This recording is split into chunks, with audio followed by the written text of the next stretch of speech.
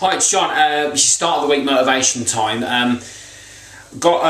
Tomorrow, or hang on, Tuesday, I've got a week left of my sugar experiment, so I'll fill you in on that. So yeah, a week to go, and then we go. You'll be seeing me on the BBC in a few weeks' time at the end of the month. So yeah, I'll let you know how that goes. Right, what we'll talk about today is success and failure, and the difference in sort of the fear of both, really. I think a lot of people say to me they fear failure. What you tend to find is a lot of people actually fear success more, because success requires sacrifice and failure requires fitting in. So give a good example would be that, you know, a lot of people now, there's not that many behaviours that tend to make people different. I mean, if you look at a lot of people now, things like years ago, things like, you know, piercings, tattoos, wearing sort of different styles of clothing, different coloured hair, all this sort of stuff was quite unique. I mean, I remember when I was growing up, that was quite unique. Whereas now, it's actually quite common. So you see how things just slowly become the norm.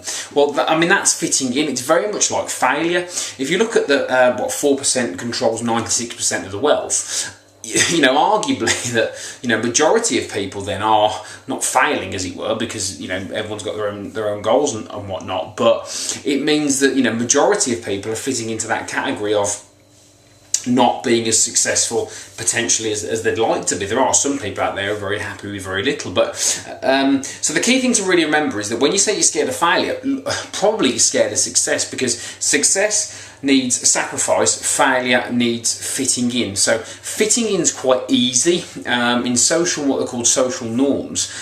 If you're in a failure culture, for example, if you're in an environment of overweight people, I heard a statistic the other day which said that if your best mate or one of your really good friends is obese, you're 57% more likely to become obese yourself, because you're having to fit in with that environment. So when you move into success, particularly in say, for example, weight loss, when I lost weight, I had to move away from certain people, certain behaviours, certain cultures that weren't helping me get where I need to get. And that's what a lot of people actually fear. They fear the person they're becoming. They fear the habits they're going to have to adopt. They fear what they're going to have to do. It's not the failure, because failure is just normal. It's a lot of people fail.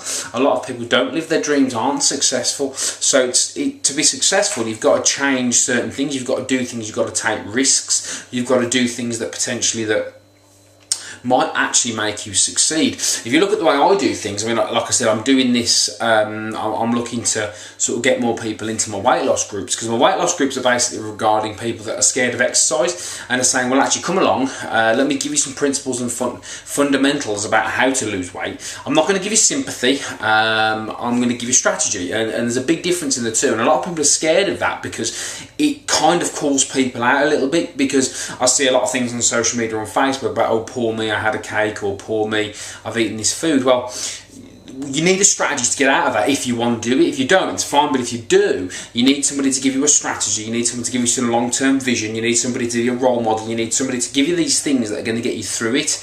But that will be scary, because it will mean accountability, it will mean taking ownership, it won't just mean, oh, you can just eat less cake or live these fantasies that we're taught in the dining industry that just don't work. So when you say you're scared of failure, I believe most people, virtually all, are actually just scared of success. So look at the things that are going to have to happen for you to be successful, and make sure you're comfortable with that, particularly on weight loss. You can't go round this thing. Like I always say, you've got to go through it. You are going to have to make sacrifices. That can be environment, that can be people, that can be behaviours. And are you willing to do that in order to get your goals? And that's the key question. Failure is normal. Putting weight on is normal. Not achieving certain things happens. But to achieve certain things, you've got to become a different person, and you've got to take steps. And that could be one step, just one step in the right direction every day.